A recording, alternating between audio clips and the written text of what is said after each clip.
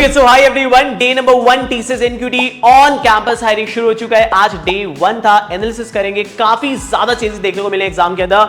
जो off campus की preparation कर रहे हैं, प्लीज पैटर्न को समझिएगा एंड अपनी स्टार्ट कर दीजिए तैयारी। तो सबसे पहले अगर बात करें पेपर में इस बार क्या चेंज था, पैटर्न में क्या कोई चेंज था? नहीं, पैटर्न वाज एज यूजुअल। सबसे पहला सेक्शन आपके पास था न्यूमेरिकल एबिलिटी, जिसमें you have 20 questions you need to solve in 25 minutes और 20 क्वेश्चंस में से you can select any question. Second section था आपके पास वर्बल एबिलिटी, जिसमें 25 क्वेश्चन 25 मिनट्स थे। देन थर्ड सेक्शन था लॉजिकल रीजनिंग, जिसमें 25 मिनट्स थे एंड 20 क्वेश्चंस आपके पास थे। फिर एडवांस एप्टीट्यूड था, 14 क्वेश्चन थे 25 मिनट्स के अंदर, you need to solve it. And last was a coding section, 2 ही क्वेश्चन थे विद द टाइमर। मतलब for the first you have 30 to 35 minutes का टाइम था एंड फॉर द सेकंड आपके पास 55 मिनट्स था। That makes a total of 90 minutes. Question का level अगर आप देखेंगे तो इस बार काफी ज्यादा चेंज था in terms of numerical ability and coding. ये 2 सेक्शंस काफी ज्यादा टिपिकल थे, बाकी क्वेश्चंस का अगर आप पैटर्न देखेंगे तो इजी टू मॉडरेट था। अगर हम न्यूमेरिकल एबिलिटी करेंगे बात, तो काफी टफ था, कोई भी डायरेक्ट क्वेश्चन नहीं था। तो लास्ट ईयर में पैटर्न नहीं था, बट उससे पहले जो प्रीवियस ईयर में लेवल ऑफ डिफिकल्टी जैसे हाई आते थे वैसे ही था।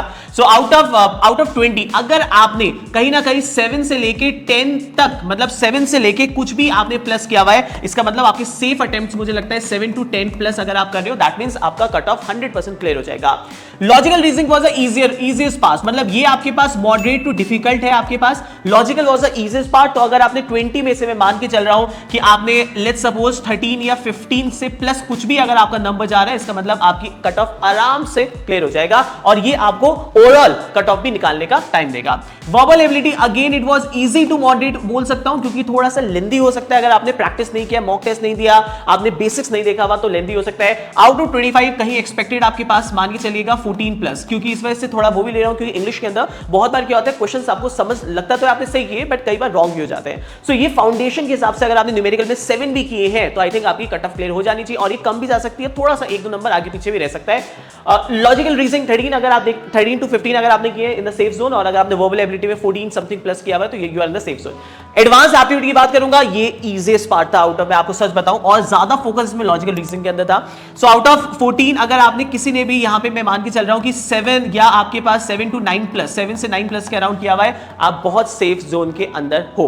और लास्ट आपके पास आता है एडवांस कोडिंग। एडवांस कोडिंग में अगर आप देखेंगे सो दोनों क्वेश्चन मुश्किल थे। तो कुछ लोगों ने पहला वाला किया, कुछ लोगों ने दूसरा किया। पहला वाला क्वेश्चन जो था आपके पास वो डिटेल में हमारे YouTube चैनल पे भी आने वाला है, अभी आप देख सकते हैं एनालिसिस, और पूरा एनालिसिस जो भी क्वेश्चंस आए थे वो आपको हमारे YouTube प्लेटफॉर्म पे मिल जाएगा, तो फुल वीडियो भी आप देख सकते हैं।